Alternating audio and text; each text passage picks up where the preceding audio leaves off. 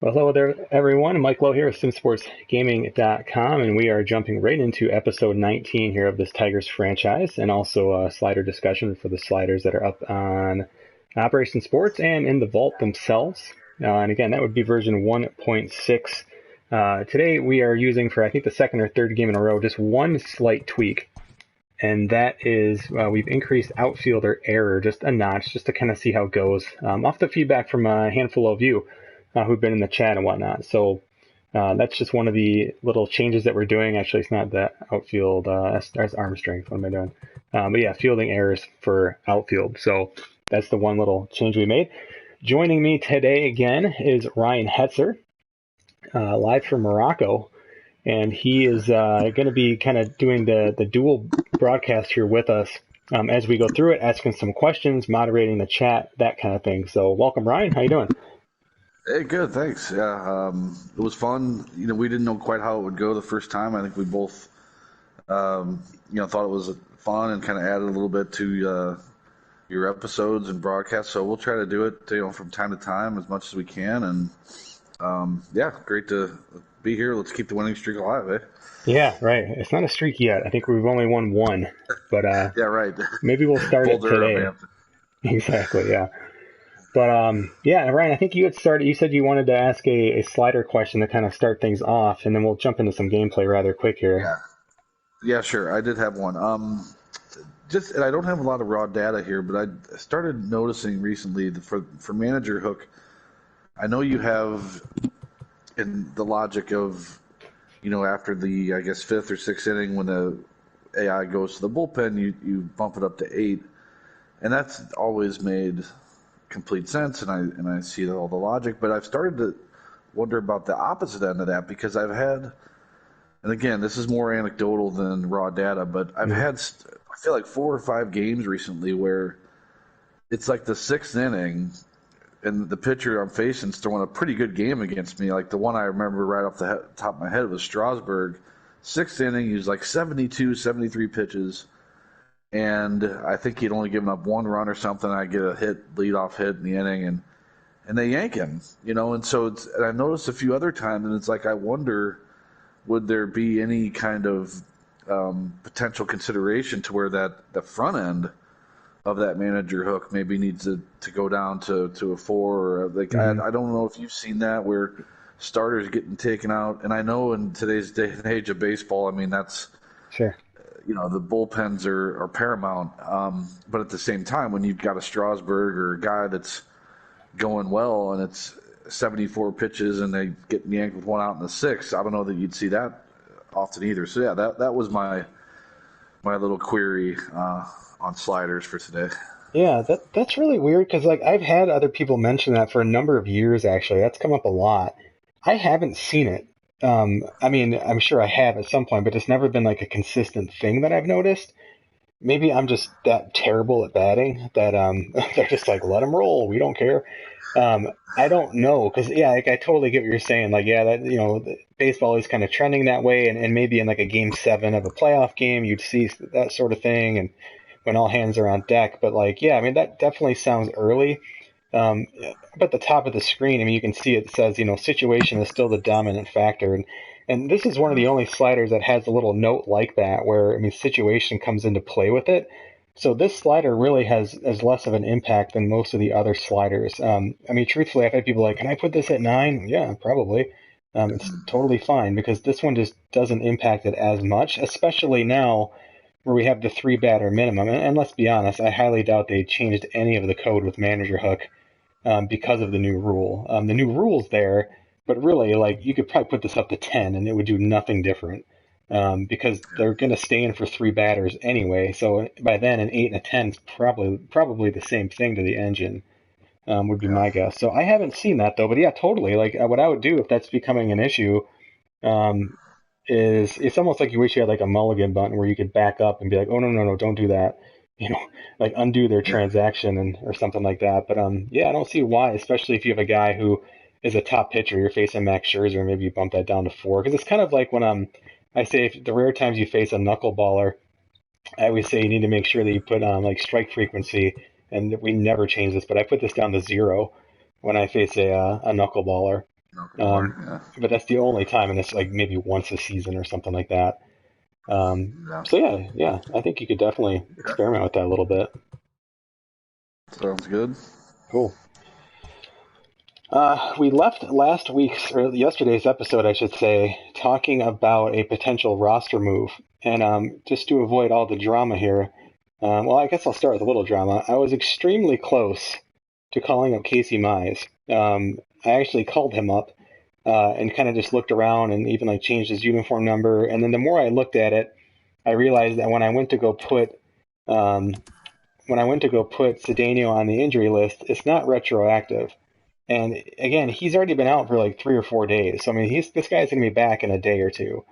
And the long and short of it is, I decided not to make a roster move at this time. So we were going to ride it out. I did I didn't sim ahead, but I jumped into the game a little prematurely just to look at how pitcher stamina looked.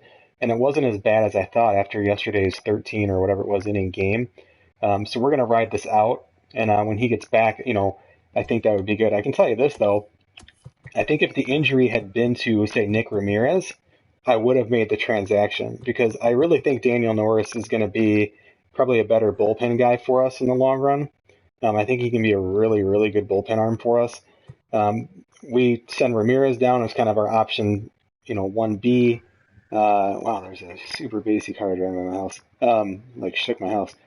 But we'd send Nick Ramirez down to AAA and go with Cedeno and Norris, and then that would free up a spot for Casey Mize.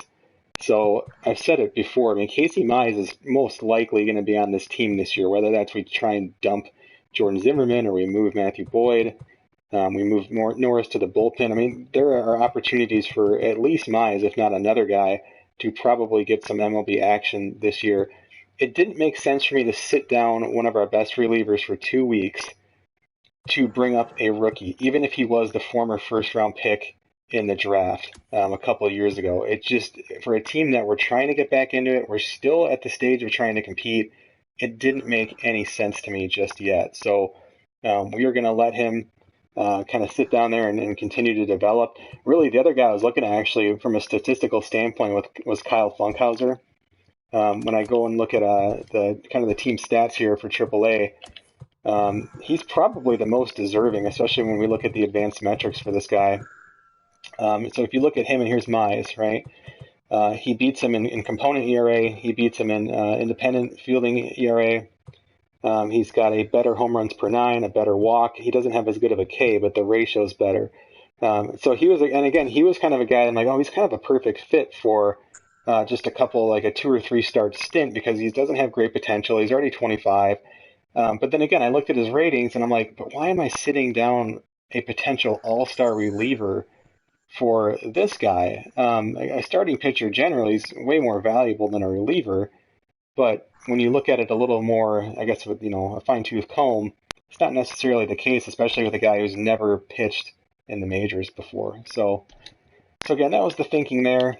So I just wanted to give you an update on that. But otherwise, we are ready to jump into the game. Tires are 4.5 back at this point in time. So we're just going to get this loaded up. How angry was the call from Mize's agent after the Right. short We call up just and then hit sent back down? ignore. I hit ignore and told him I was playing FIFA. I was like, go away. So it's going to be Fulmer. So again, look, as I looked at the bullpen, even, I mean, Vizcaino, I'll try my best not to pitch today if we can. But when I looked at this, I was like, oh, it's actually not that bad. And remember, we have 26-man roster, so even with a guy hurt, it's still like the pitching staff you've had the last few years before this year. So it's not too bad. Positional players are a little more tired, but again, I had a pretty long day, so probably could look to get some bench bats in. I forgot to look at Tyler Glasgow. Let me back out because that helps me set the lineup a little bit of what we want to do.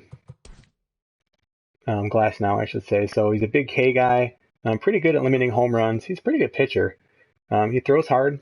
Also got 3 breaking pitches. He pitches well on the road. He's going to be again another tough matchup. So it's really going to be kind of just all hands on deck. Let's put our best lineup out there. Try to scratch some runs across. Try to get him out of the game. Overcast weather. Going Michael Fulmer. And this is our kind of standard lineup I'm trying to remember if Fulmer is like a big strikeout. He's not really a strikeout guy. He's got 36 and 54. What reason I'm looking at that is just trying to decide who to start at catcher. But I've been trying to split these guys. So he's got at bats isn't really the stat. I want to look at plate appearances. So 95 plate appearances. Jake Rogers is going to have less than that. Actually, he doesn't. Oh, so he's actually got more plate appearances, drawn more walks. But let's go with Jake Rogers today. Plus, after a long game like that, you typically want to sit your catcher at least. But we are going to definitely need some days off here soon, but I think this is the lineup we'll go with today. I know CJ Cron doesn't hit very well, it's telling me, but we just want him to hit the occasional home run. So I don't care if he's hitting 181 at this point.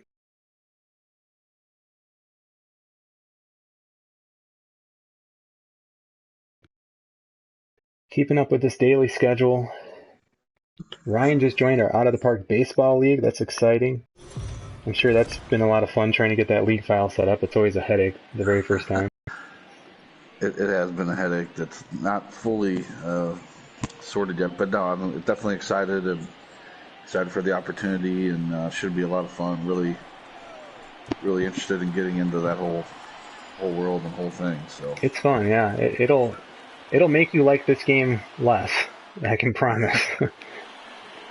yeah, the juxtaposition between the two games, it's interesting. So yeah, maybe something we'll have to get into at some future conversation. But good luck. Yeah. I'll be popping in maybe some half innings and throwing a few things at you. Yeah, sounds good. Okay. So Michael Fulmer getting the start here. Has not been off to a great start, but he's pitched a little better recently. He does have the cold icon next to him, so I'm not sure if that comes in as a kind of an impacting thing here. I kind of think it does. And there's a lot of holes in this Rays lineup that we'll try to work our way through, including their leadoff hitter here, Joey Wendell.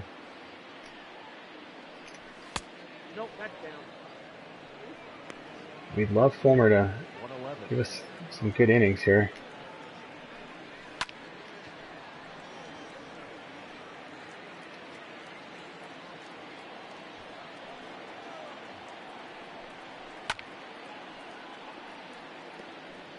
I think one of the tricks with me with Fulmer is to just don't worry so much about the strikeouts with him. They want to hit it, go ahead, just trust your defense. Because he's not a big strikeout guy, and that's when you start really running up your pitch count.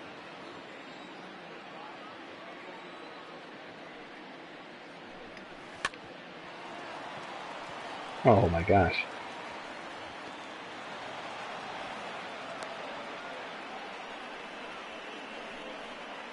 Batting second, the designated hitter, Jose Martinez.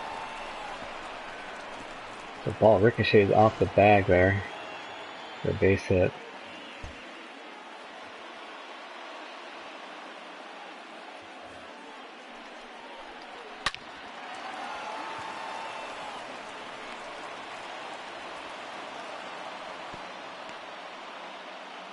Hello, Daniel. The day has been pretty good. I can't complain.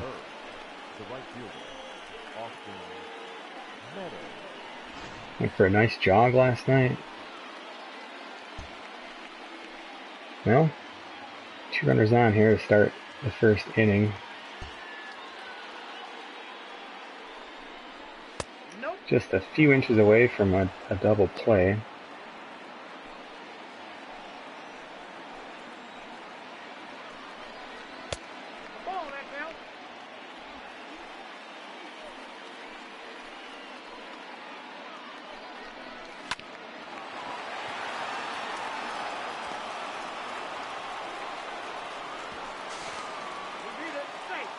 Well, we're 9 pitches in. We have 0 outs, and Tampa is up 1-0 already. This is not what we wanted from Michael Fulmer. He's gotten ground balls, 2 of them right in a row. I mean, he literally could be out of this inning, but ball's finding its way through. Got one of their best hitters up now.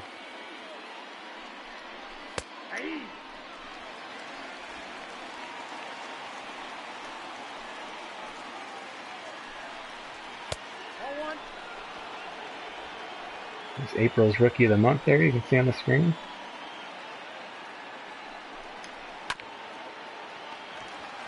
That should be a double play ball, and it is. There we go. So Fulmer's actually doing okay. Just his first few balls getting through. It'd be nice if we could hold this to a 1-0 lead.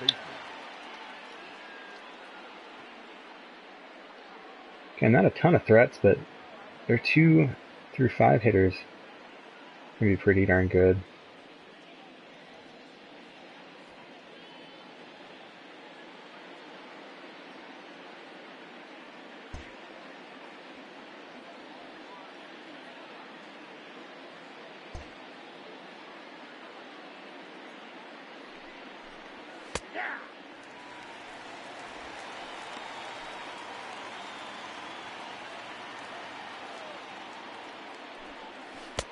One ball, one strike.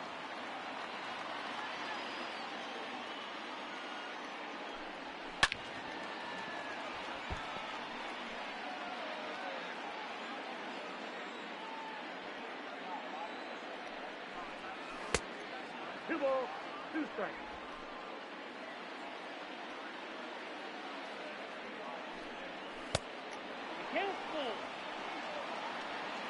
So I'm nibbling a little bit here, but it's kind of by design with an open base.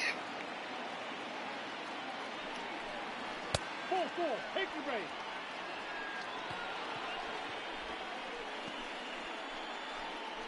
That is fifth. The shortstop, Willard Adama.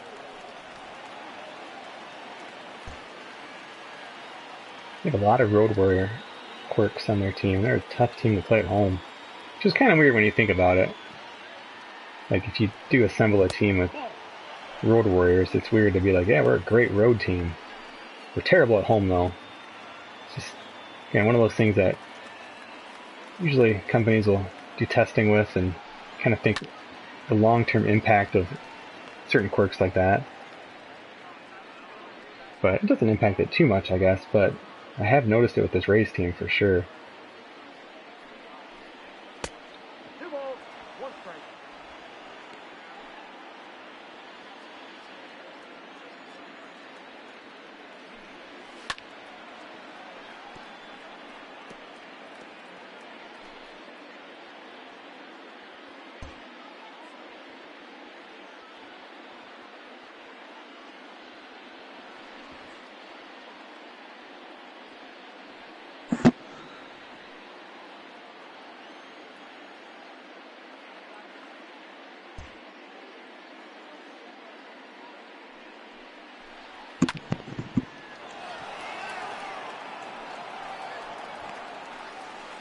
Well, gets out of it. I guess we'll take that. First 3 batters all get hits, just the 1 run though. I doubt there's a correlation with the quirks, but Tampa is not a very attractive place to play. I wonder if they somehow Huh, could that's have true. done that on purpose, because the home environment there isn't very good. That's a good point. That could be really cool if they if it just happened to kind of be that way. They have such great uniforms. That's always a team. Like my Diamond Dynasty team last year was the San Diego Rays. I just basically took the Rays and relocated them. Not that San Diego has any need whatsoever for a second MLB team, but The Tigers, the shortstop, Jordy Mercer. ooh, he throws hard.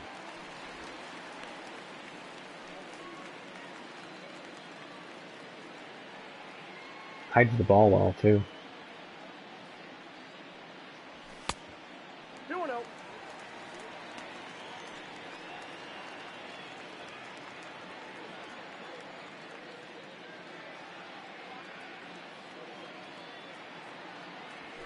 That's ball 3. 3-0 the count.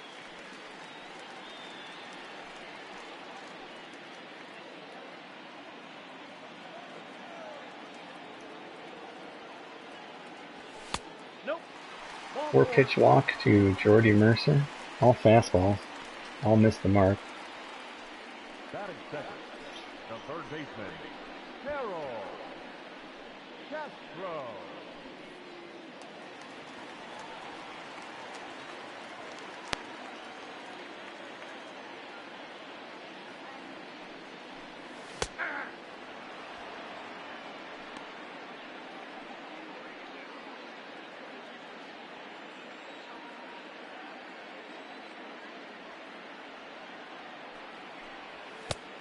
1-1. Still hasn't thrown that fastball for a strike.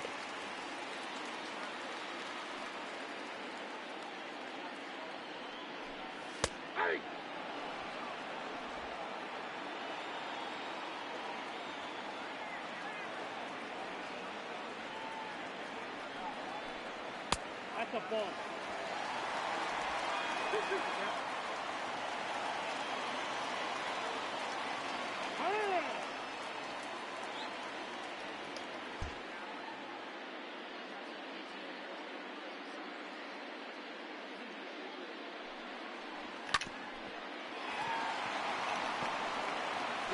Well, their ground balls got through the infield. That ground ball did not.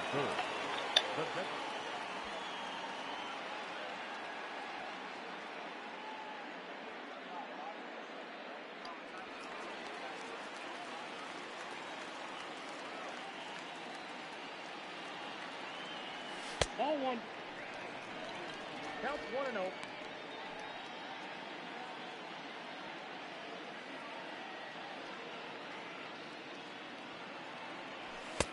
That's out.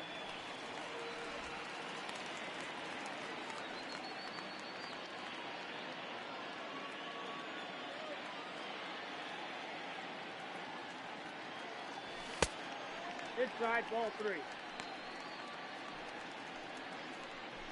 The only fastball he's thrown for a strike so far is the one I swung at a little out of the zone and hit into a double play with. 3-0 on Cabrera here.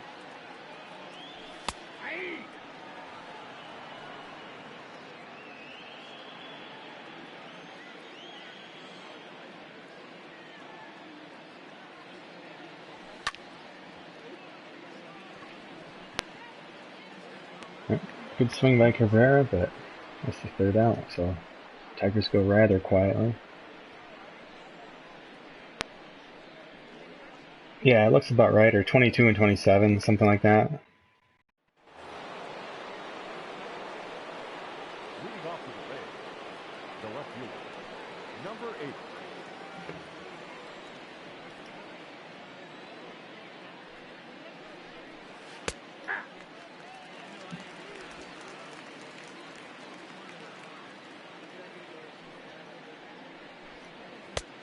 Ball, that's in.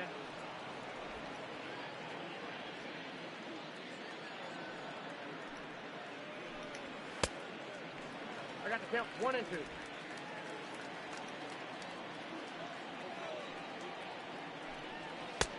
I got the count 2-2.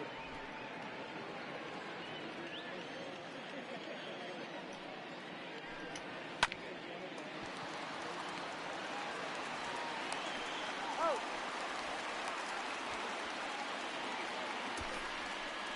Batting 8, the center fielder, Kevin Kiermaier. Daniel, we're right on schedule, so I mean, it is May 24th, just like it is in real life, so one day at a time.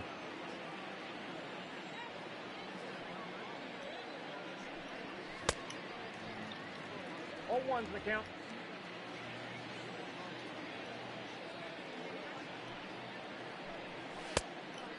All 2 is the count.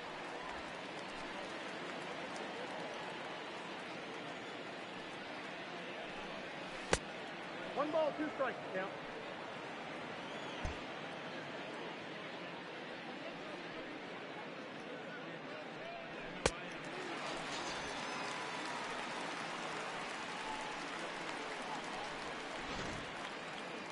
Batting 9, the catcher, number 5, Chris Herman. Aye!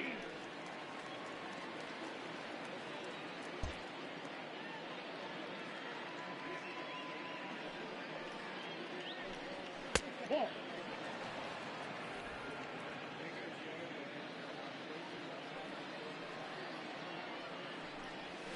Aye!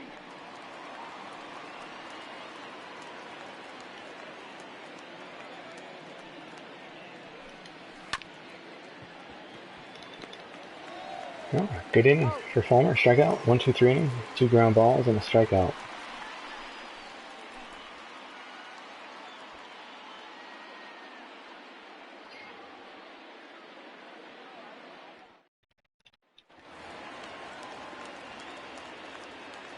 Leading up for the Tigers, the second baseman, Jonathan.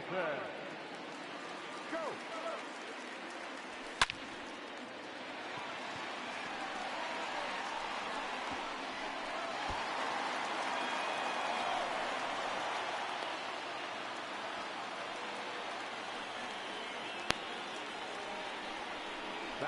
That ball was hit pretty hard by Scope there, for it to get over Kiermaier's head, twisting away from him. Probably would have been a triple if it wasn't Kiermaier. He gets to that ball pretty quick.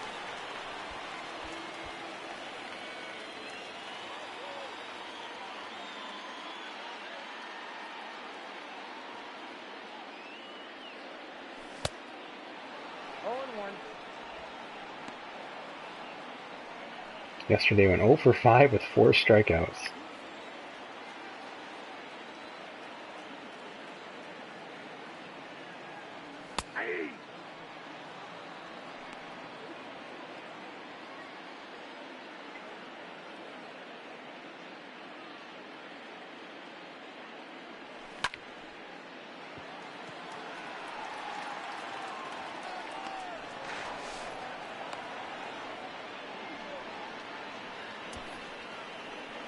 Batting good.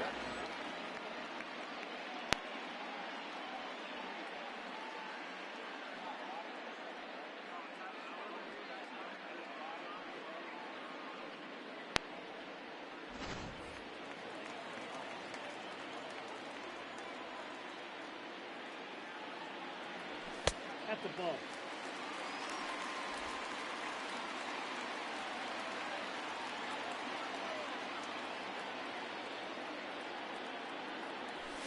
Nope, upstairs.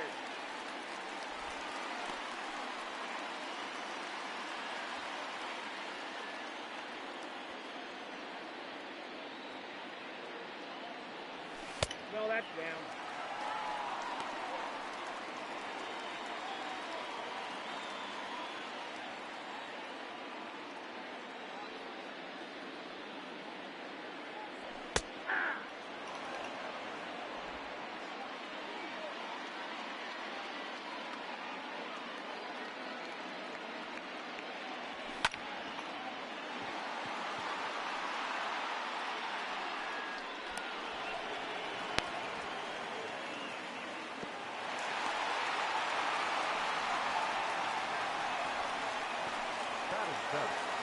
The center fielder, Hetzer. Right hand.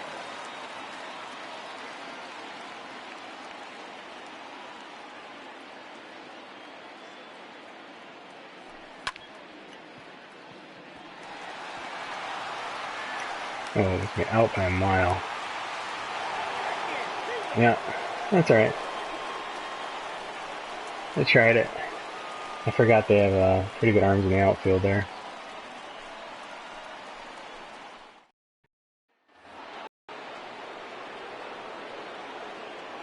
Leading off for Tampa Bay, the second baseman, Lowe. Top of the order now for Tampa.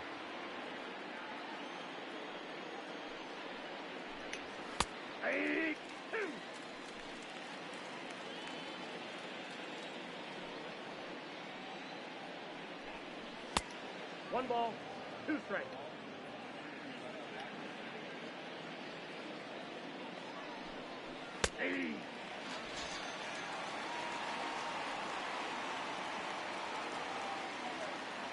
Now batting, the designated hitter, Jose Martinez.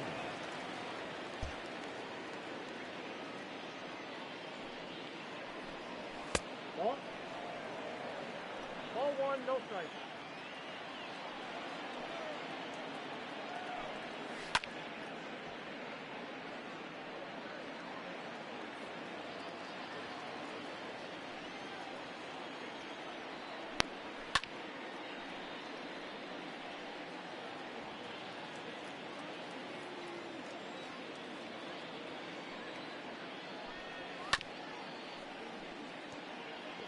Should be able to get him here with a slider. That's what the catcher's calling for.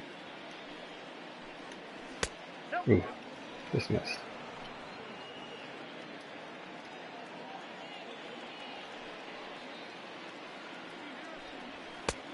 3 balls, 2 strikes.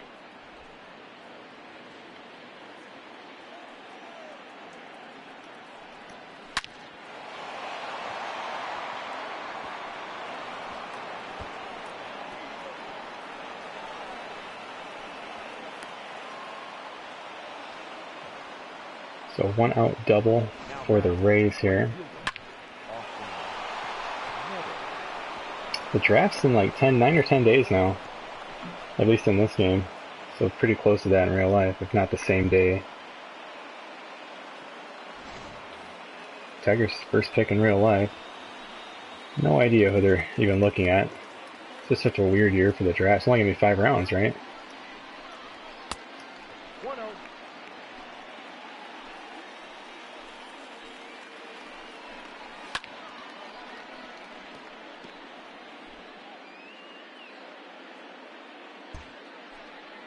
Definitely the best part of their lineup here by far. The count is 1 and 2. Want to be careful.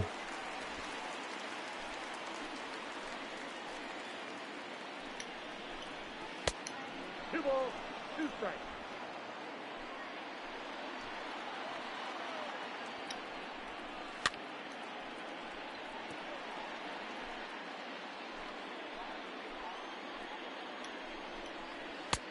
Full count.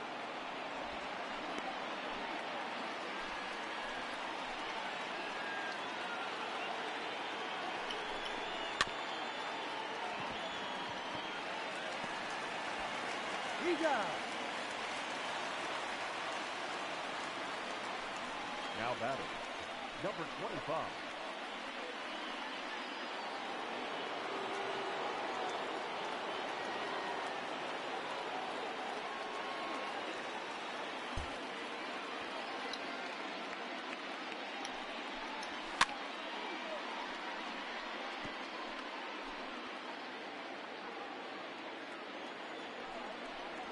Ball.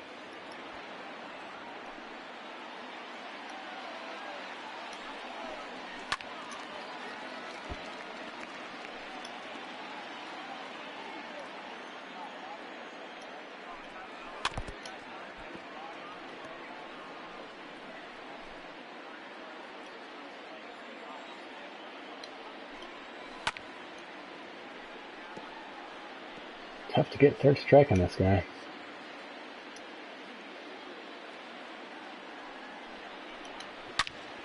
Ah, base hit, scores a run. Man, had him 1 and 2. Just couldn't put him away. Now batting, the first It's like yesterday's game, 2-0 Rays. baseman. Very nice piece of hitting there.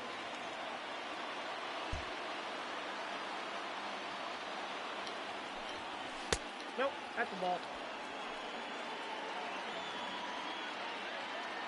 61 pitches already.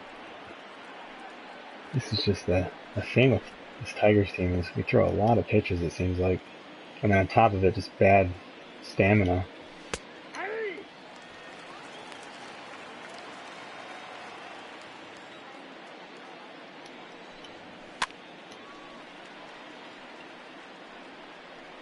Well, it's 2-0 Rays, but it's one of those weird games. Like Fulmer's pitching pretty well, but 2-0.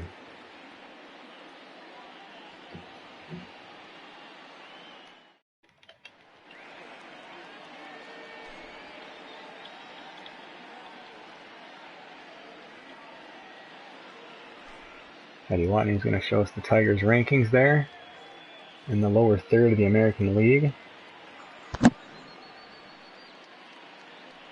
Mike, I was waiting for Heidi's appearance to jump in with a question.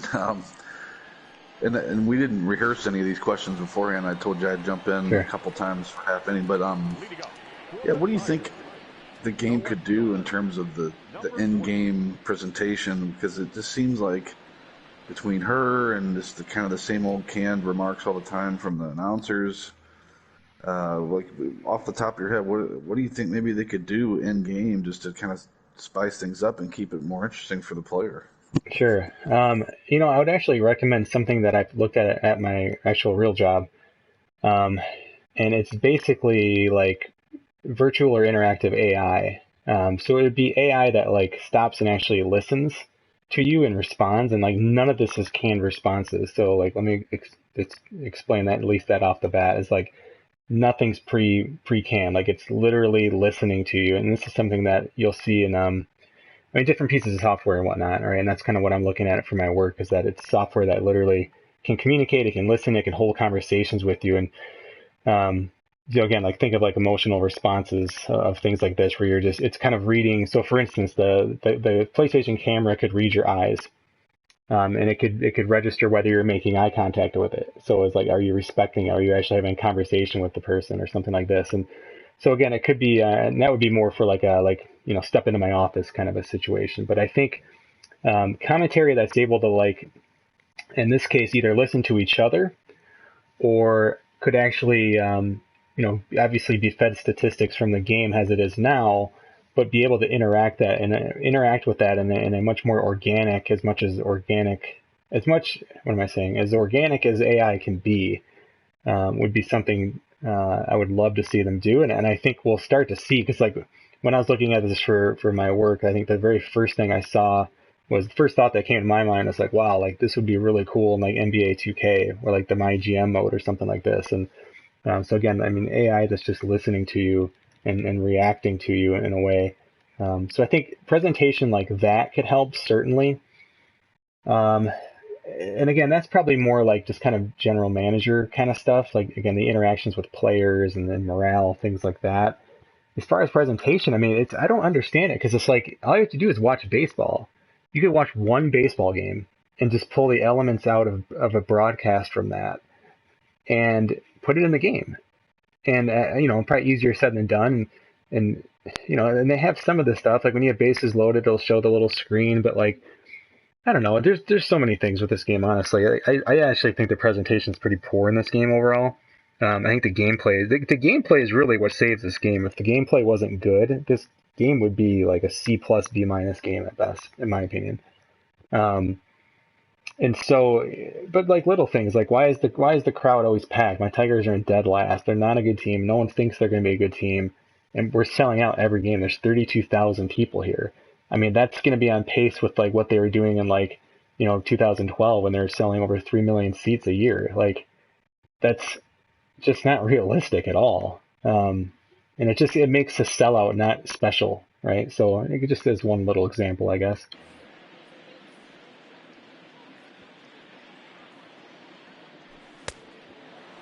All one's the count. Go ahead and hit. I'll come back with maybe a Sure, quick other sure. thought. Inside ball.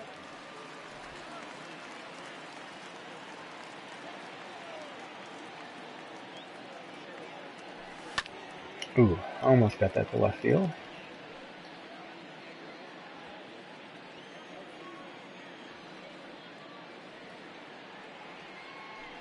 No, that's low.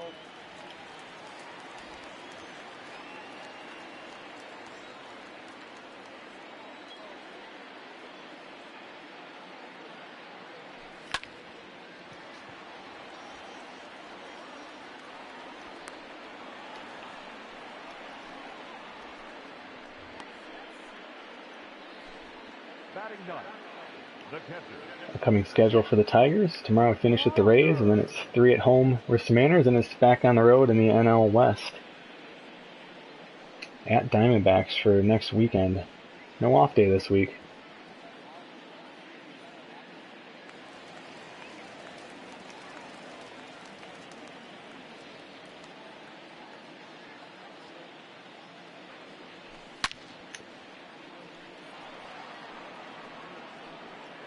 Just what I was looking for with Jake Rogers. Just pulled it foul. 104 exit velocity, foul ball. All one. I got one ball, one strike.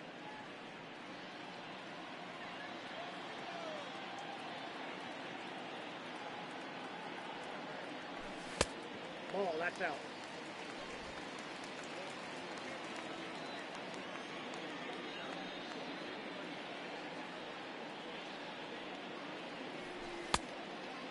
Two, count.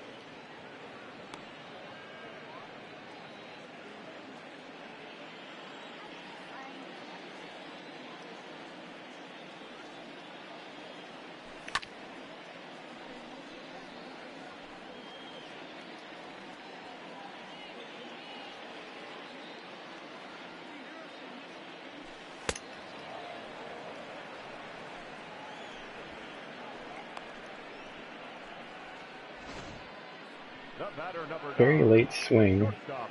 Very, very late. Mercer.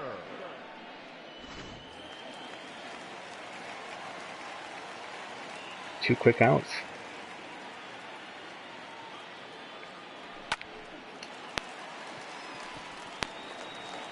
Two quick outs and then a hit by Jordy Mercer. Stop me if you've heard that before. I think both have been a theme of the Tigers recently. Up next for the Tigers, the third baseman. I'm going to talk about selling a stock high, Castro. but I feel guilty taking advantage of the AI doing it. But, I mean, Jordy Mercer's the guy. Definitely could be for sale. Hey. 0-1. Then again, we don't have a lot of options behind him either, so if we're still competitive, we really need him.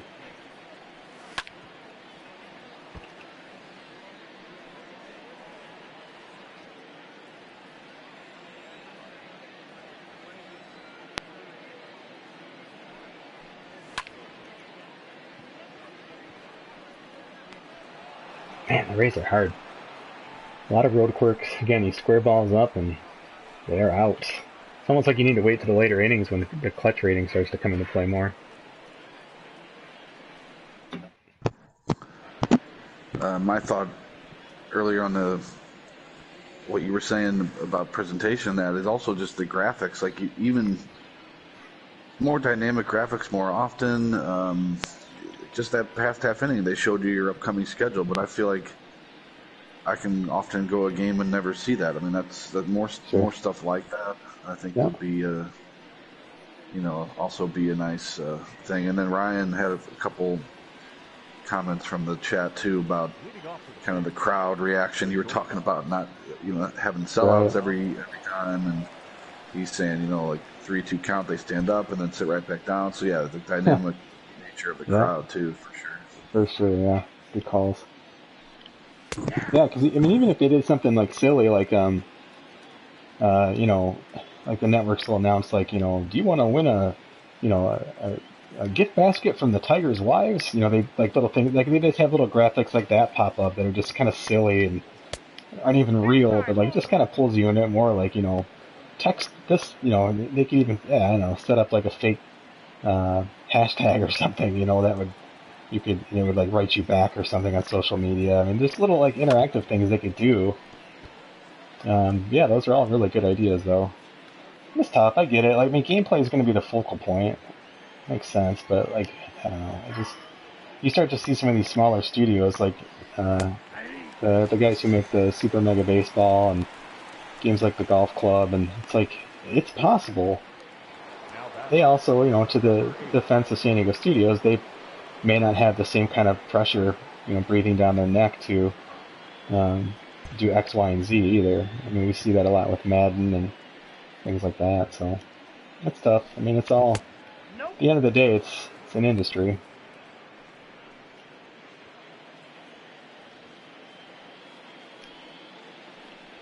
That's ball 2.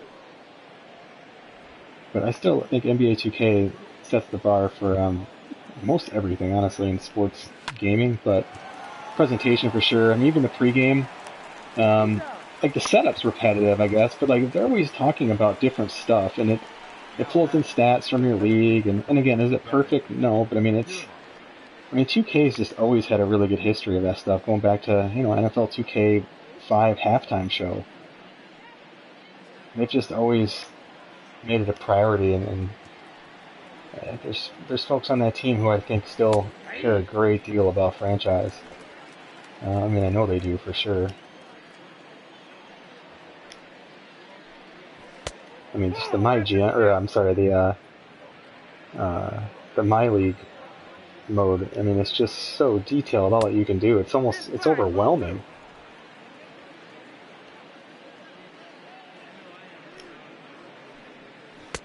Just wish I was better at the game.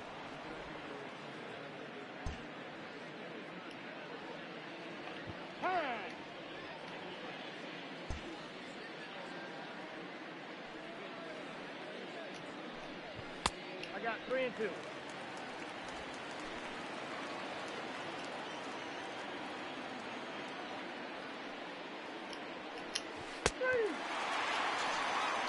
Very nice pitching by Michael Fulmer that inning. 2-0 Rays, middle of the fourth. Game's humming along.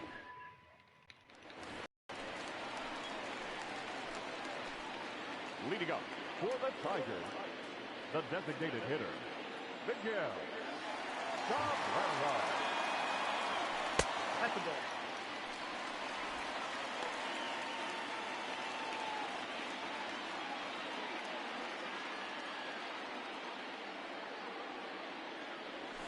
Hey! Look out, 1-1.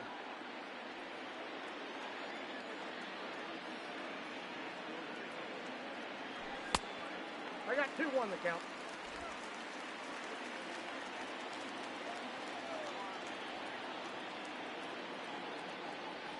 Hey! Ooh, nice catch.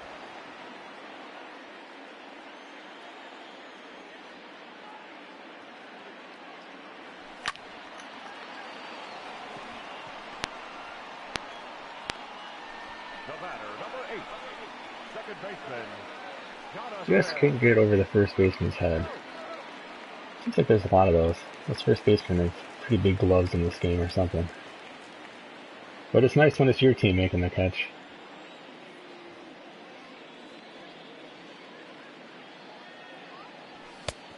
Nope, outside.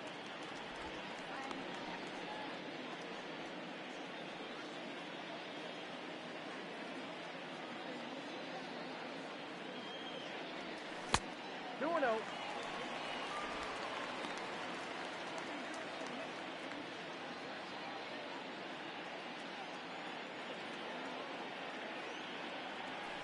That's ball 3. I got 3-0.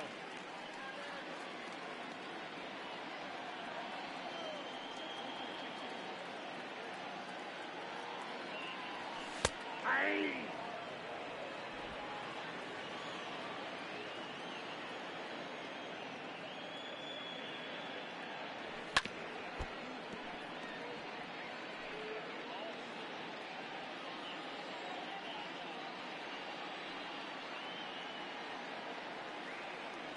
Nope, that's ball 4. Take the base. Jonathan Scope works the walk. now batting. Second time on base today after hitting the really, really deep double.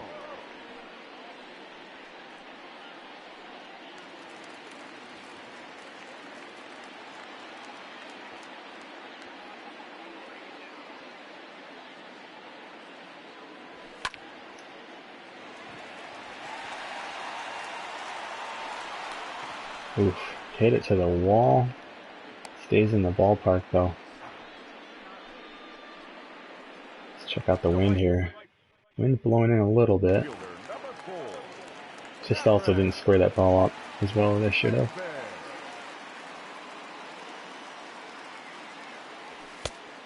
That's outside.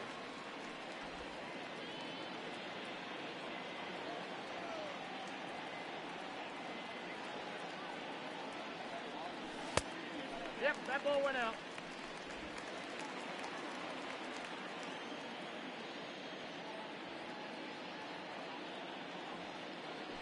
Ball, that pitch is up.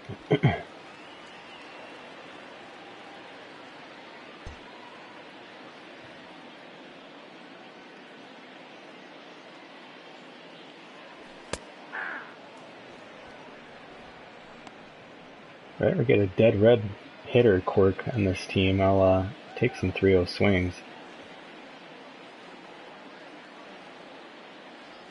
That's ball 4. But it just seems unnecessary, honestly. Just better hitters in general. Opportunistic situations where you could do something like that, but typically I would have taken 3-0. Still gonna get a good pitch on 3-1.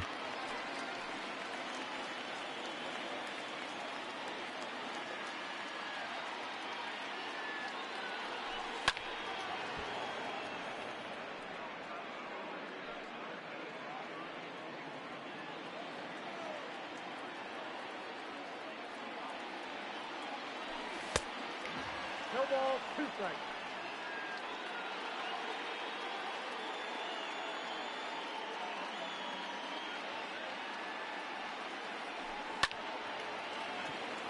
Oh, right at Kiermaier. Hit it hard.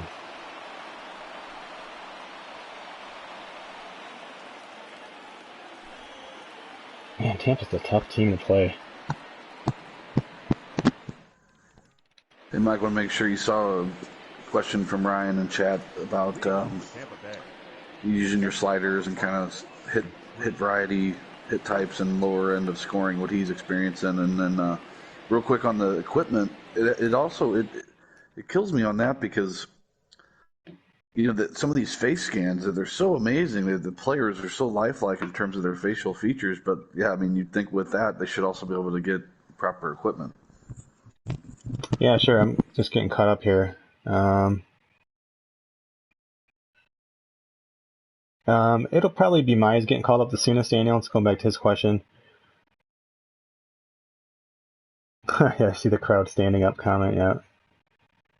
Yeah, MLB 2K had a pretty good presentation. The gameplay was a little bit buggy, but it was always a solid game. And I loved it. I mean, they had player splits, lefty-righty splits for pitchers and stuff like that. And that game would have been, I think that game would have been really, really darn good. They kept it around. They need to get better lawyers at 2K, apparently. They've dropped a few balls for sure in regards to, keeping licenses and not getting pushed out. Let's see.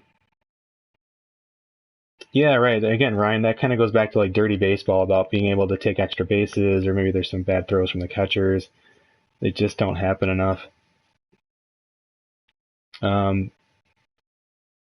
Yeah, the equipment, I'll be honest, I don't care. I could care less about the equipment, whether it's real, fake. I don't even care if they wear it, honestly. Graphics are like I'm kind of backwards in my thinking. I don't even care much about graphics.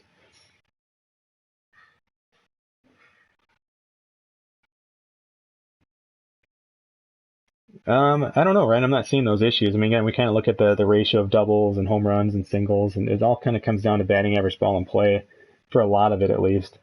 And then beyond that, I mean, there's only so much you can control with the slider set because it's user talent, it's the team you're using, things like that. So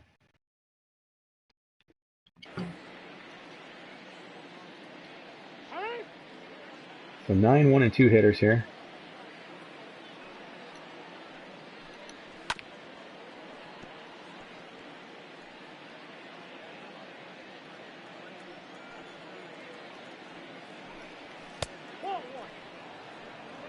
Yeah, Casey Mize almost got the call up. He would have pitched tomorrow too. It would have been Memorial Day MLB debut. It would have been pretty cool, but 2 balls, 1 strike. just didn't think it was the right time. Not yet. It's close. I mean, we're an injury away.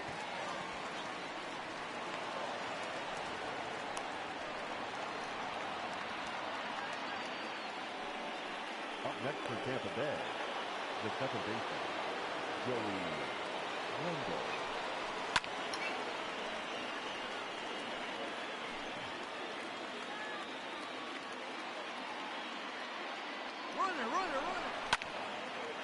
Are you kidding me? I threw that ball way out of the zone because it was a hit and run, so we throw them out. I knew they were going to run too because I didn't throw over, and I purposely did not throw over, knowing that these idiots would do a hit and run. I tried to throw it out of the zone. He golf swings at it, base hit, runners first and third, nobody out. That is just so broke.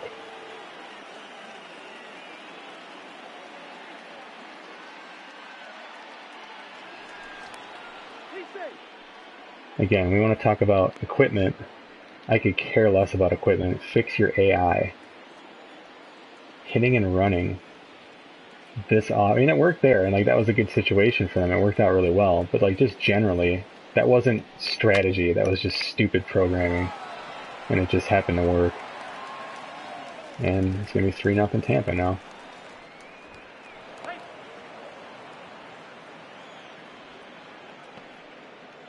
Hit and run. How many hit and runs do you see in 2020? How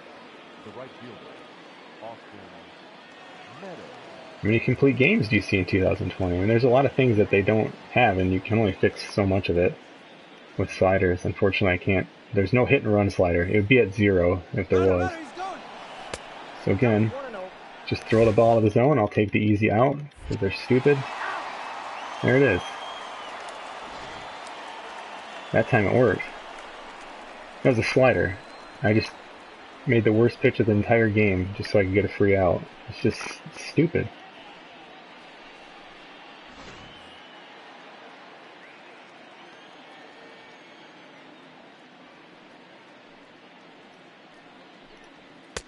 But it's just not a priority for Diamond Dynasty, so I mean, I understand it.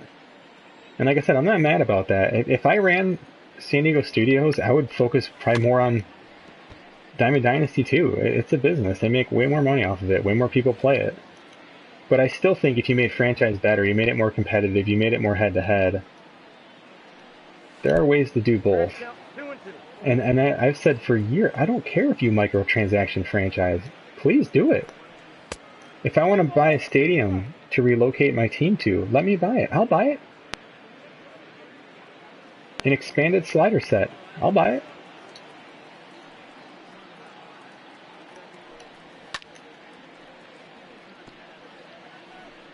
"90 pitches already, and we're going to have to get someone up in the bullpen here in the 5th. It's just crazy. So many pitches.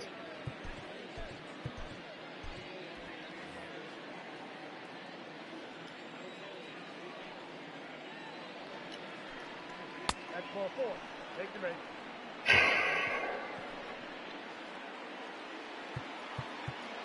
Now batting, number 25.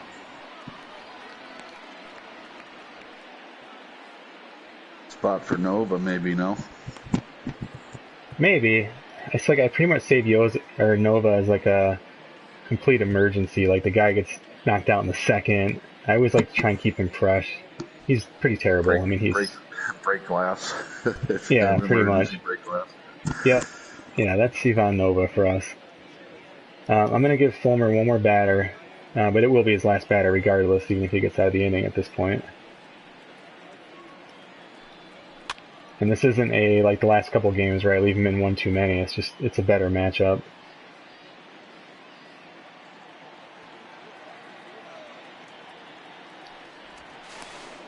Hey, Be out of this inning if I could have thrown out of the zone the first time I tried.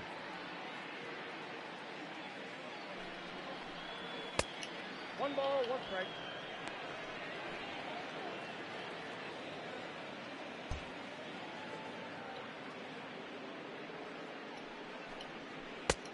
Ooh, bailed me out on that swing. Count 1 and 2. 1 and 2 now.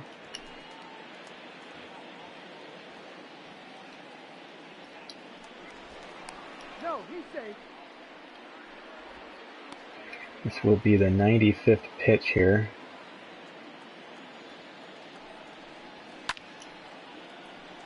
Probably the last fastball I'll throw him to. Fouled that one off.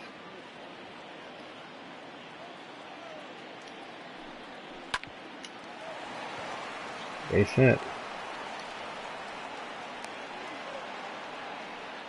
CJ Cron just couldn't get a glove on that. Now batting, the first baseman. And that's going to do it for Mr. Michael Fulmer. Nick Ramirez coming in. Didn't want to go to the bullpen this early this game, but I also want to keep us in it as much as I can. The other time I'd bring in Ivan Nova is if, we give up another 3 runs here and it's 6-0. But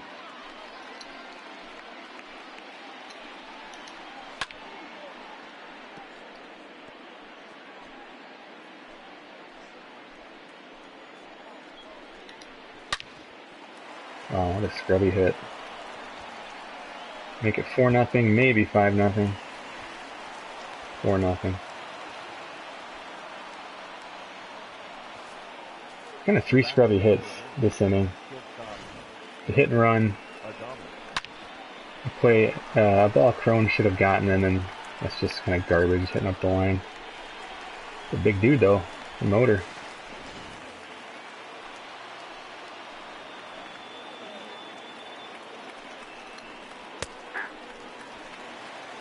All one's the count.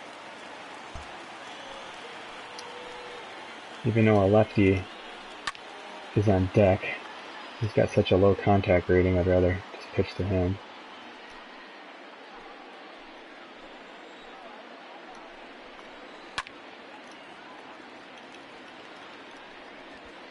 Well, 4-0 Tampa.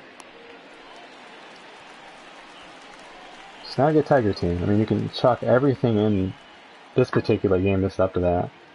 What's up, Jeff?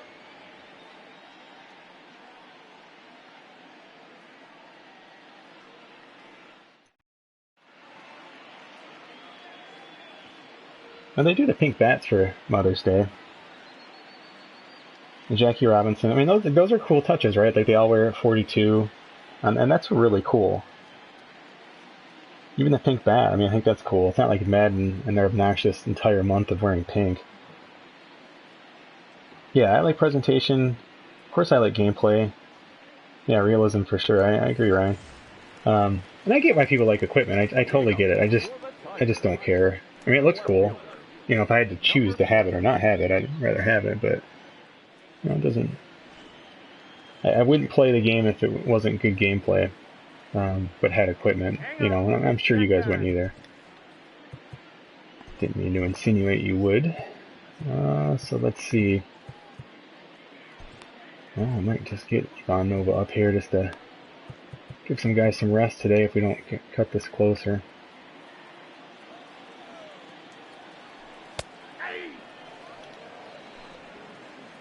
I'm having a terrible day playing PlayStation today.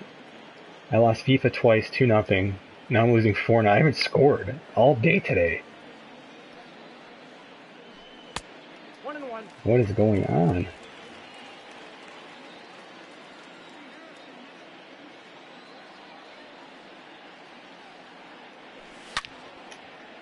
Oh, I almost changed it there.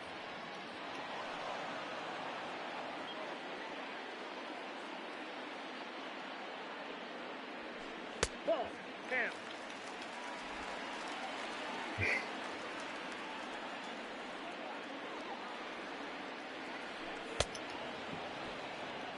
Yep, snuck that one by me.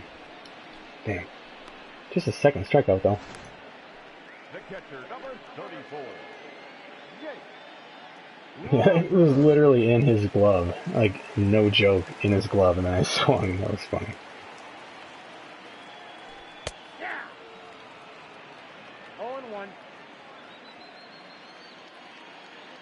Maybe the crowd sold out because they just didn't program it right for COVID. They're just like, look, at the only thing that people are gonna be able to do is go to baseball games, and maybe they patched that in so early that they didn't get it accurate.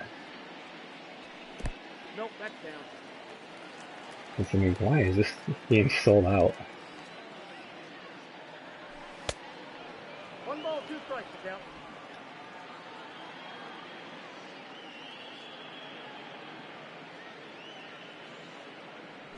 Whoa, that's down.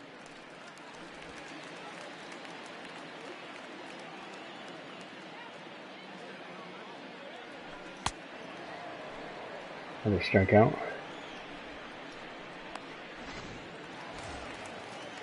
The batter, number 9. Shortstop, Jordy Mercer.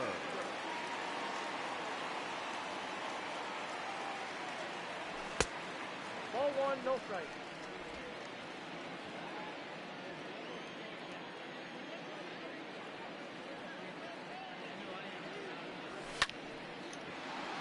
Just late on that. 1-2-3 inning for Tampa Bay. 4-0 after 5. At least we get to rest our bullpen a little.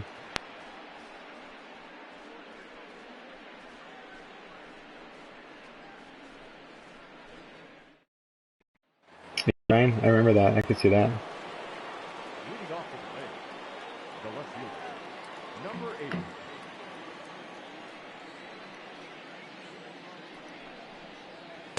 One. Counts 1-0.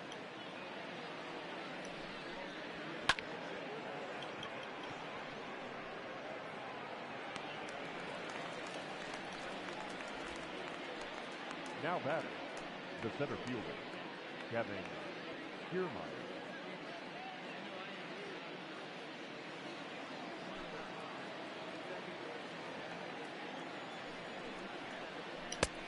One zero.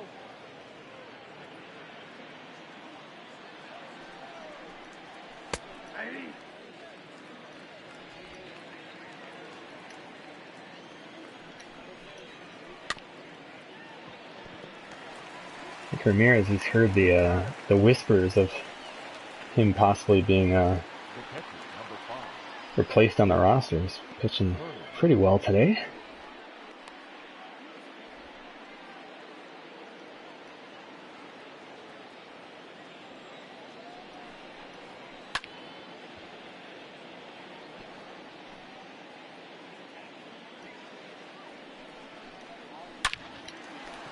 Hey, CJ Cron catches that one with nobody on base.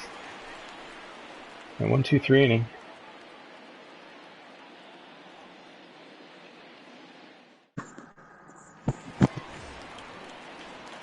Eris Garcia in chat is asked a couple times about home run. You know, I mean, I don't know. I mean, I think if it was overwhelming, it would be something that you look at in sliders, and then also, you know, home runs are up in Major League Baseball. I believe last year was the most home runs ever hit in the season. So yeah, I don't know, but he's asked about that, so we might want to. Yeah, I think we address talked about that a that little bit, maybe what you're seeing with testing and numbers and so on. I'm not seeing any issues with it. So yeah, it's a pretty quick answer. I think we talked about it yesterday too. And again, I said power, like home run numbers and stuff like that. It's the hardest thing to get accurate for everybody because it's one of the most dependent things on user skill and also on your roster. So if you're not seeing enough, kick up power. If you're seeing too many, lower it. I mean, that's one of the easier things to probably it's just easier for everyone to kind of take a pulse on that themselves and just track it and you know, see the kind of output you're getting. And again, home runs is a pretty easy one to track because it's just a straight, you know, single statistic. So yeah, but I think we talked about that a little bit more extensively yesterday. I'm trying to decide who to go with here for next inning. If it's 4-0, Alex Wilson, just because they have some power guys coming up, makes a lot of sense.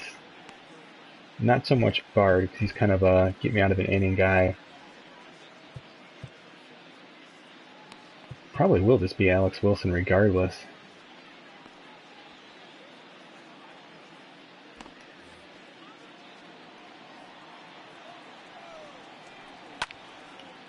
Another ball, just scorched. But unfortunately, we hit it somewhere near Kevin Kiermaier. Now batting, the designated hitter. This is why I want to get a center fielder. A true center fielder. I mean, hell, Kevin Kiermaier is younger and Tampa kept winning games. He'd be a guy to go after. Big center field in Comerica.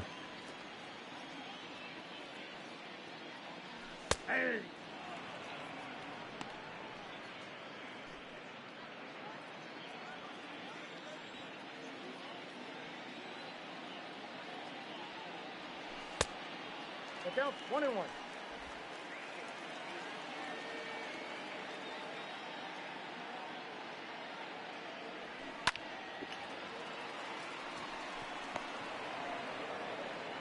Another ball, squared up, right at the left fielder. The batter, number 8. I'm telling you, some of these quirks, it's kind of like the Madden, whatever those crazy things were called, quirks, or I forget what they're called in Madden this year, but I ended up just turning them off. I would probably do the same here. Because again, like, you're telling me a player is always better on the road than at home. A player is always better in the day than he is at night, like forever, and like that's just kind of silly to me. It's cool. I'm glad. Like I like that they put a little system in the game like that. But again, hate to keep bringing it up, but NBA 2K, that's the game that balances it a lot better. Their quirks are realistic. Some of these are just kind of corny. And then you have like pitchers who will have like, you know, dead red. It's like, what? He's a pitcher. I mean, what pitcher is like mashing fastballs everywhere? And just some of them don't match up. Just kind of strange. And granted, that might actually be right in like editing the rosters or something like that. So I'm not really sure, but Nope, outside. I'm just grumpy today. This game's making me mad.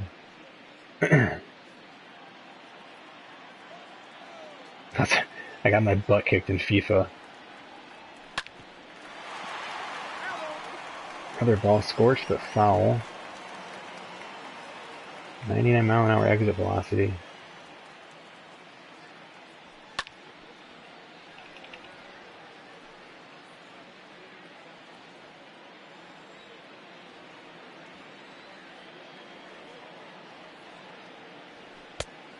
2 balls, 2 strikes. 2-2 count. I honestly think Tampa might be my least favorite team to play right now. At least at home, they're just tough. 3-2 count. Been on base twice today.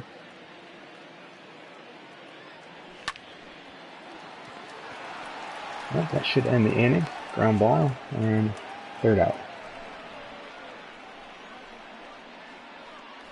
Top of the order for Tampa Bay. Probably let Ramirez pitch to one more guy here. He's only thrown 13 pitches. I'd like to think that Cedeno will be back by tomorrow. No balls, 2 strikes. 1 ball, 2 strikes.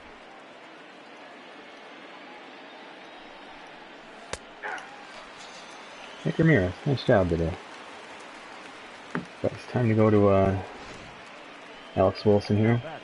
If it's closer, even Buck Farmer would be an option, but can't use Buck Farmer in both. Really, any close game, and I don't really consider 4-0 close here in the 7th. Not close enough. So I like Alex Wilson because of his ability to limit home runs. This is the power part of their lineup, so we'll try to keep it 4-0. That way we'll lose like 4-2 or 4-3 instead of 5-3.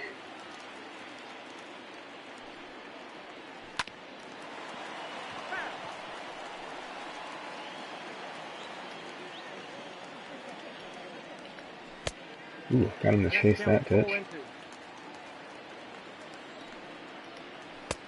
I got the count 1 and 2. Man, my wife is making some cookies or something. This is distracting. It smells so damn good in my house right now.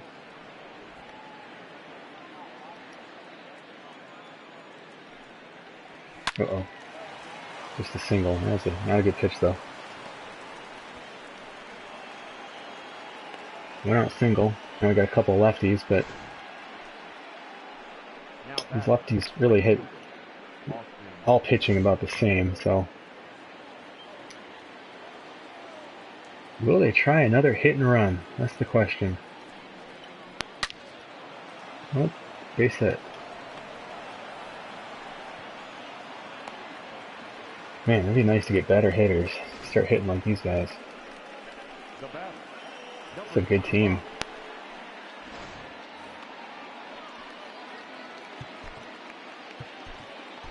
Gonna get barred up. And Ivan Nova, in case it gets really out of control here.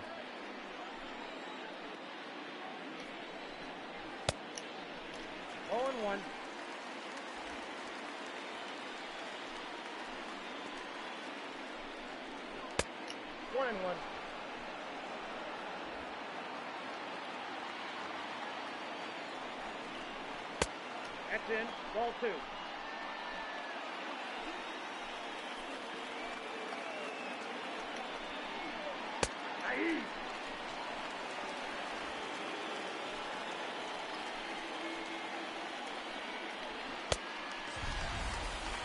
Big strikeout.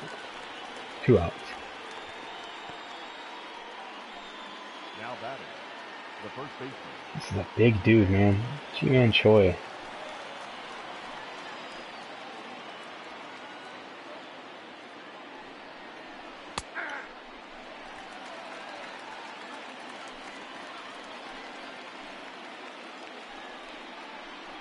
No, that's low.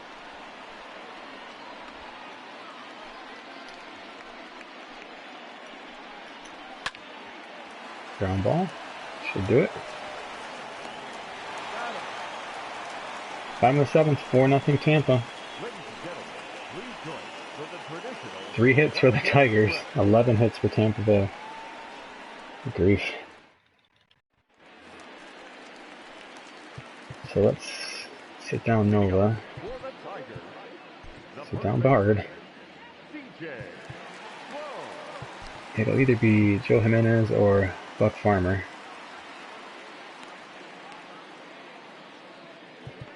Actually,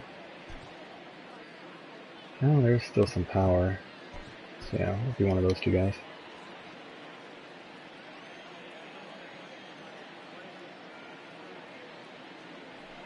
Hey! 0-1's the count.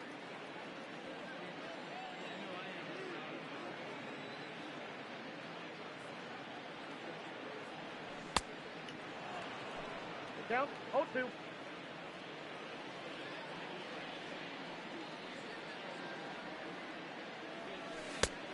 The count is 1-2.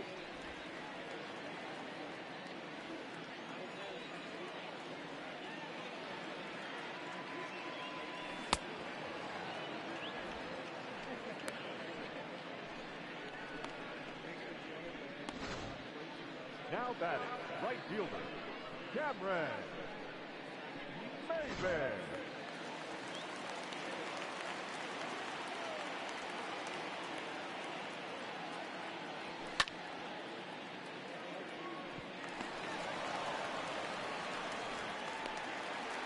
Got jammed a little bit there, but went out single for Cameron Maven. Now batting, center fielder, Victor.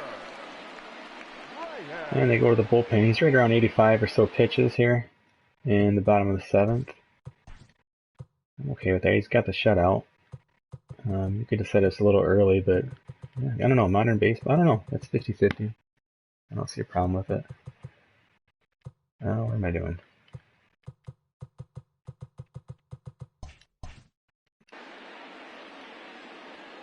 Your attention, please. Who are they bringing in here? Now pitching for the Chaz Rowe. We've faced him, I think, both games this series so far. Chaz Rowe. Lefty's much more successful against Rowe than righties.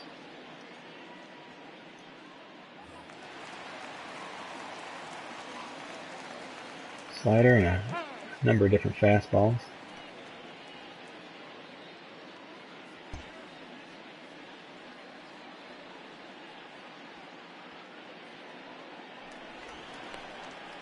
I'm not looking to steal here, down by 4. Not to mention it's been damn tough to steal. It steals up to 60 though, it was at 59. 0-1.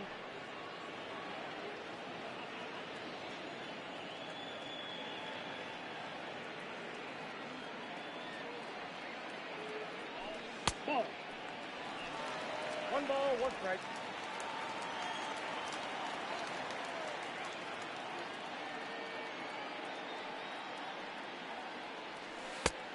The count is 2-1. Hetzer hit the walk-off home run yesterday. His first home run of the year.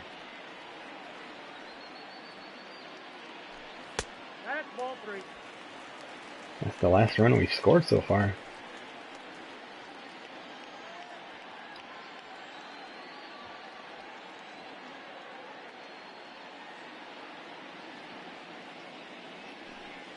Nope.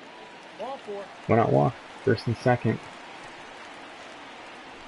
And that's going to bring up actually a pretty good matchup. Christian Stewart, we saw Rowe struggles against lefties. Big hit here obviously would help bring us back into this game.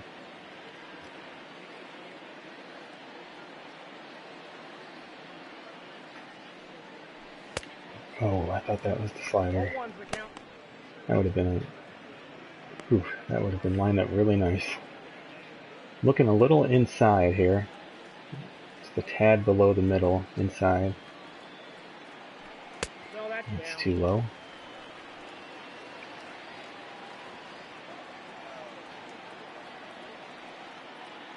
Looking for that slider though. Ball, that's That was the outside. slider, but it's outside. It's his primary pitch, so here I'll look fastball. I got the count 2-2. Tried to check my swing at that. Isn't getting up there.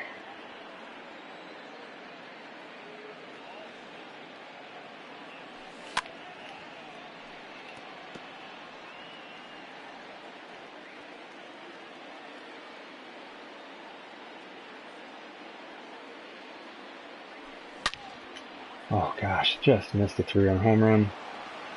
Couldn't stay back, so that was a slider too.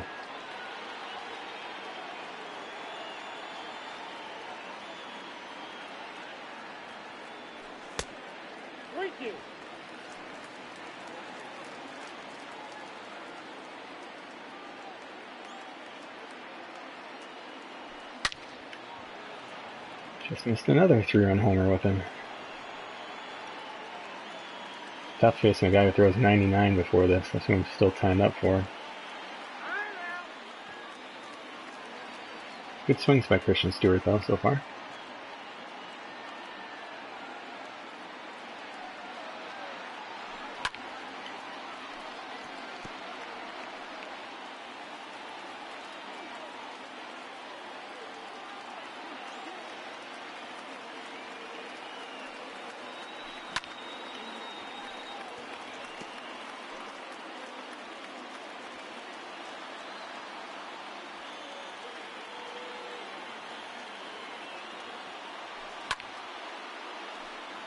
About 5 or so foul balls in a row.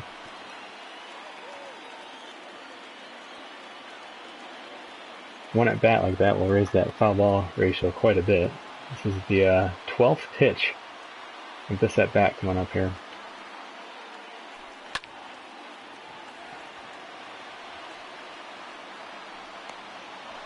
Oh no! And I'm going to be doubled off because the base running. And this game sucks. Cool. Well, that's how you kill a rally. With bad, weird base running. No idea what happened there. I was just trying to tag up and go to third. And that just kind of takes the realism right out of the game. Leading off for Tampa Bay, the shortstop, Willie Adames. Gosh, that's just stupid. But I hit something wrong, apparently. Your attention, please. Now, It's just not my day today, guys. number 77, Joe Jimenez. One pitch and hit a gap.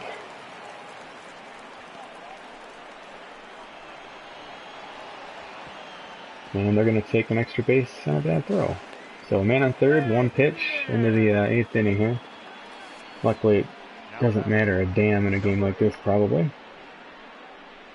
But there's the errors we were looking for. That was a throwing error. That's our first outfield error on the season. That's a guy not playing his usual right field, or I should say his primary right field. So in this situation, you just ignore the runner on third. You're not concerned with him. Nobody out. You're going to do that. You're going to take the out at first and give up the run. Now batting, the center fielder, Kevin Kiermaier. Ball one.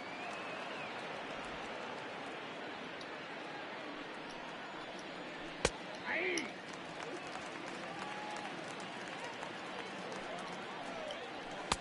We got 2 balls, 1 strike.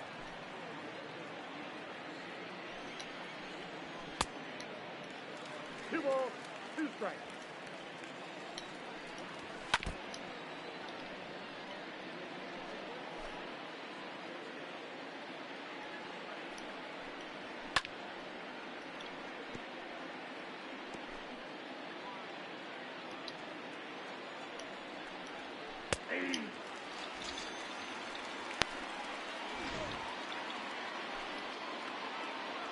Now batting, the catcher, Chris.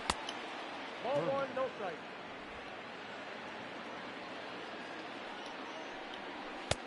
Ball, that's out.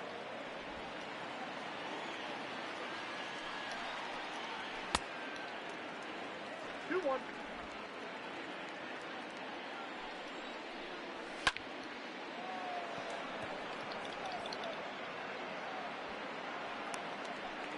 Man, this gives up a run. 5-0 Tampa. Pitched actually okay. Just the first pitch turned into a double, 1-base error.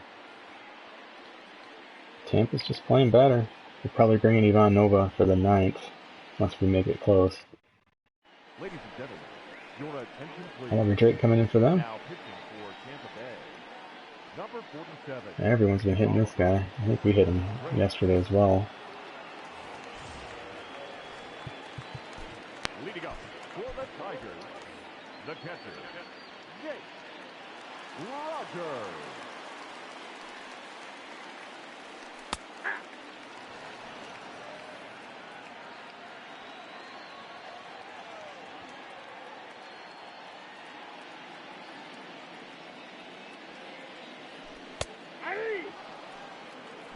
I might start looking to make a move here though with the Tigers. It's just, regardless, I mean, if we're gonna play better or not, I'm not crazy about the makeup of this lineup.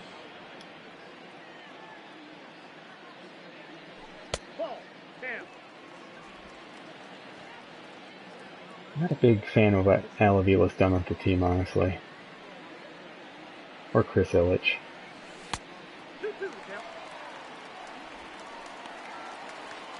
And to an extent, even Dave Dombrowski before that. I mean, I loved Dombrowski for what he was able to do in building, but really left the team in a tough spot. Part of that's Mike Ilitch, though, the previous owner. Pretty much ended his life, just wanted to spend to win, which can't blame him there. But it definitely left the team in pretty tough shape.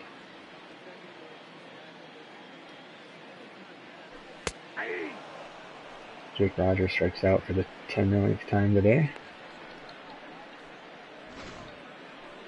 Up next for the Tigers, the shortstop, Jordy Mercer.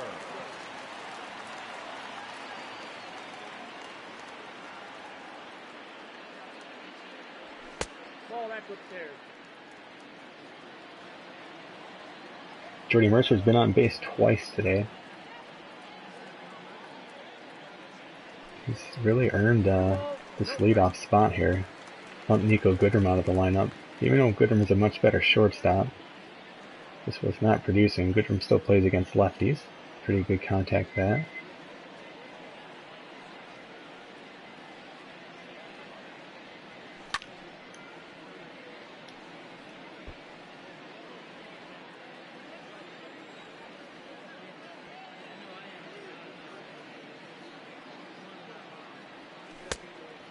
I got to count 2 and 2. Jeez, my cursor didn't move at all on that. I tried to get it down there.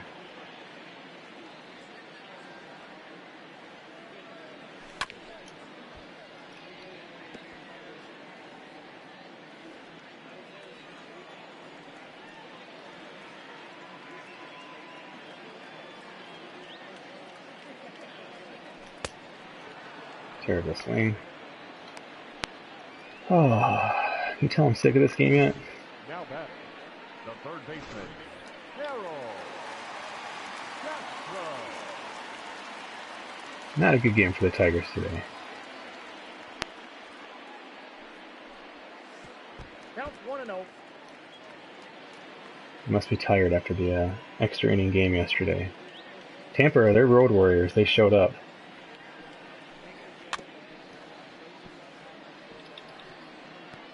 Oh, that's a foul ball.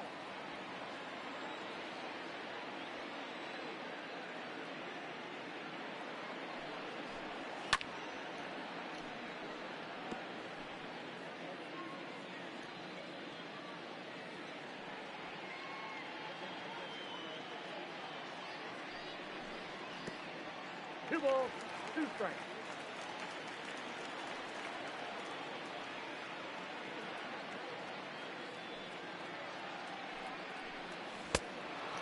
Strike 3. Good grief. I seriously really hate playing Tampa. Leading off for Tampa Bay, the second baseman. Well, might as well put Ivan Nove in, give some guys some rest. Your attention, please. Now pitching for the Sits our outfielders who will be running for their lives probably this half inning. Nova. One pitch, 1 out.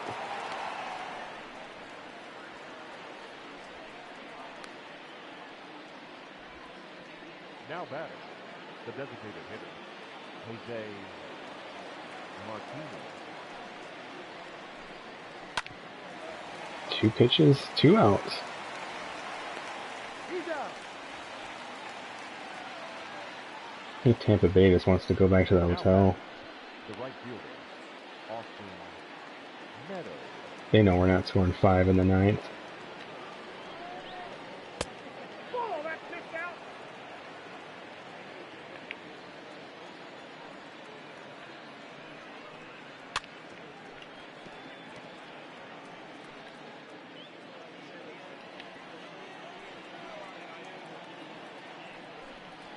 Too high.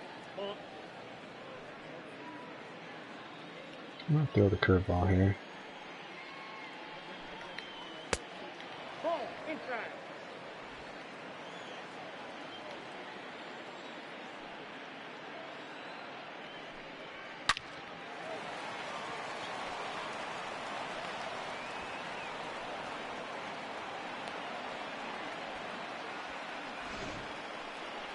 Different game if Christian Stewart Number 25. could have hit one of those foul balls as a home run.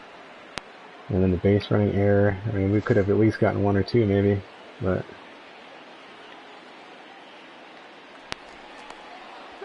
again, they got 5, so may not have mattered.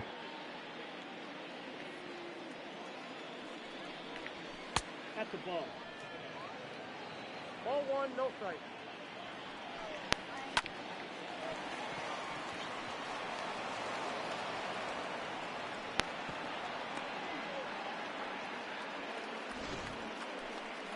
Now batting, the first baseman, G-Man Thorne. That's a ball. Count 1-0.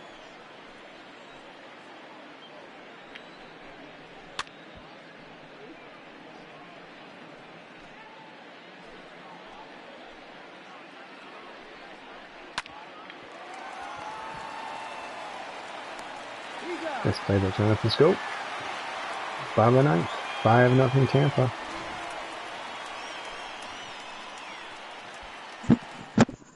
Nova gives a dirty look as he comes into the dugout. Probably. Number 63, Diego. Piss off, Ivan Nova. You give me whatever look you want. Your trade bait at best. Hey, 8th inning though. That's all I wanted. Tigers, the designated hitter. Diego Castillo coming in here. A lot of movement, a lot of speed.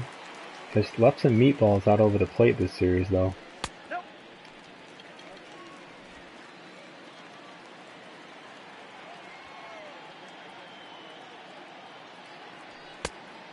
Two balls. 98-mile-an-hour sinker. Take a pitch here.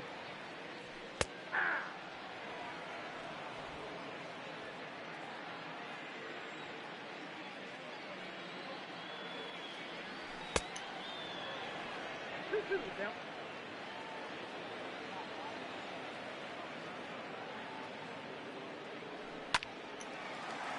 Gil Cabrera stays up and in there. A 2-strike single. I'm actually not going to pinch run him here, just because I mean, we're kind of station to station down 5-0.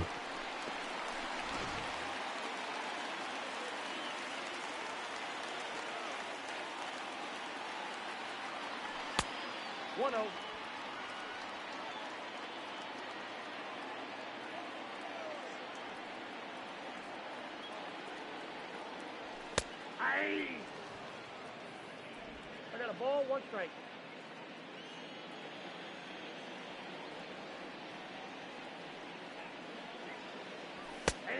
Ooh. Pitch.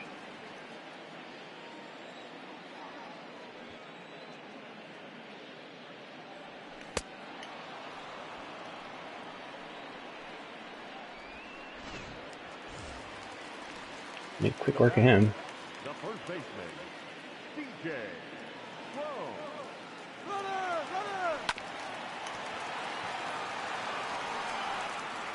I was not trying to hit and run there. I was just going to concede the base, but he threw a pretty meaty pitch there. The right fielder, number 4, Cameron Maybin. I just wanted to be like the AI.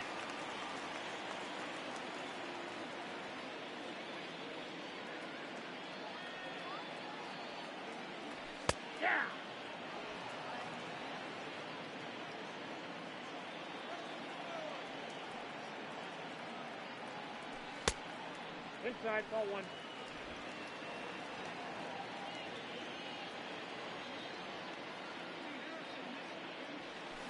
Ball two.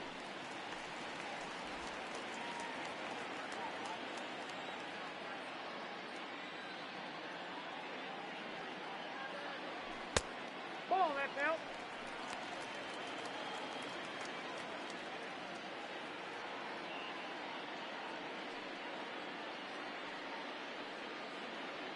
Take your base, ball four. Cameron Megan on base again. And they're going to the bullpen. Alan Poche. Righty's not hitting this guy at all.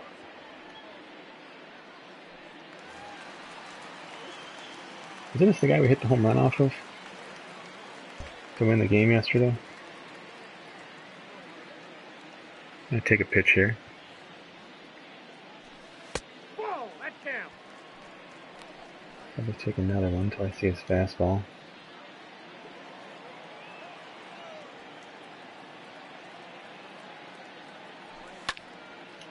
Yeah, that was a pretty good pitch to swing at. But that's the game. Actually swung too early at that one. Tough loss. Just an ugly loss for the Tigers. I apologize to those watching the stream.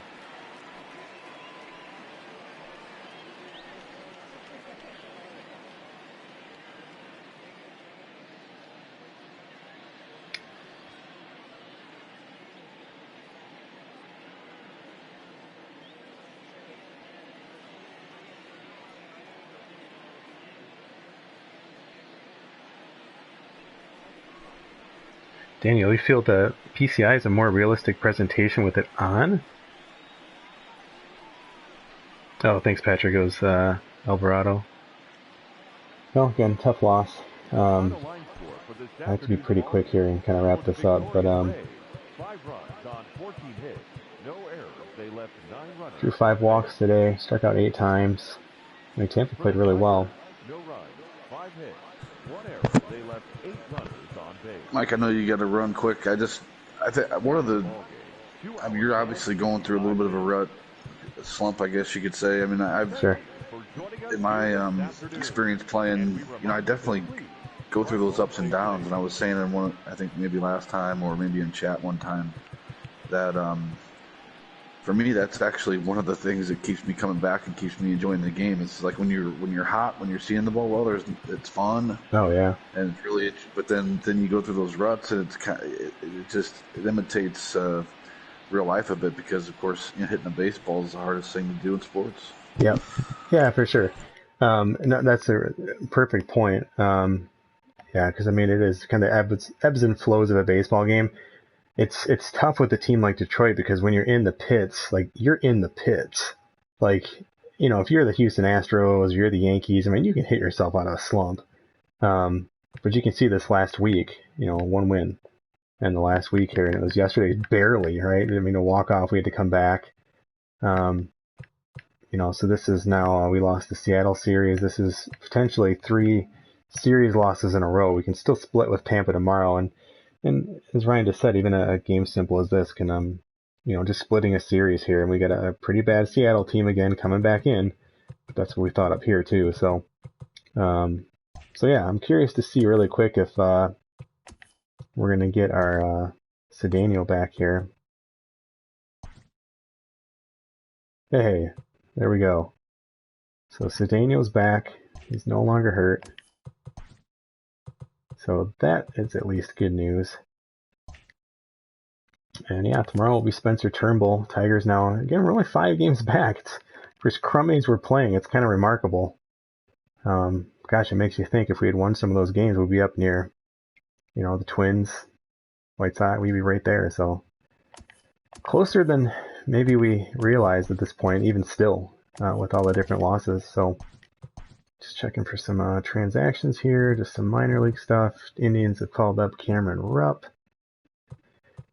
Some minor league injuries. Braden Shipley's on my out of the park league, or my Angels team is my number 5 starter. Okay. Yeah, that's about gonna do it. I want to thank Ryan for joining me again. I do have to kind of run here and get out of here a little quicker than usual. So Ryan, we'll have to again this week find a good time to stream and do another edition here because it's really nice having you on and be able to chat about some different stuff. So Yeah, cool. We'll catch up down the road this week, and I maybe probably trying to fit in a episode of the prospecting for gold tomorrow night. So if you catch that on YouTube, jump in and check it out, everybody. yeah, please do, guys. And again, subscribe to the YouTube channel. That's the best way to get notified of when uh, Ryan, myself, anybody else with SSG. I did send out a tweet earlier today too. We are looking to add writers back to the staff. We just want a little bit more consistency with the writers. There's a tweet, if you could just go through my Twitter from earlier today, you can see that there's a link to even apply. And again, it's just a really simple web form you'd fill out with some information about what you're interested in and any questions that you might have. And again, just looking for just kind of simple writing pieces about the games that you probably enjoy writing. So especially if you have some kind of background in that, or just a passion to really get interested or get involved, I should say, in writing for the sports gaming industry in particular, reach out. That would be something really, really cool. I wish I had more time to write. Again, just kind of been doing more of the stream stuff lately. But again, there's different platforms for different people. Ryan's got his podcast for this, not just for the streaming he's doing with SSG, but his podcast for the St. Louis Cardinals, the real St. Louis Cardinals, called Long Gone. You can find that on Spotify. And yeah, I mean, again, just everyone's got a little niche and things that we can all contribute to this community. So if that sounds like you and you're interested in participating with us, that would be awesome. Just reach out and we're happy to get you attached. But again, I want to thank Ryan and thank all of you for watching. I'm Mike Lowe. You can follow me on Twitter at MikeLowe47, and I will see you for the next episode, whenever that may be. I'm not sure exactly, but just subscribe and you'll find out. See y'all. Bye.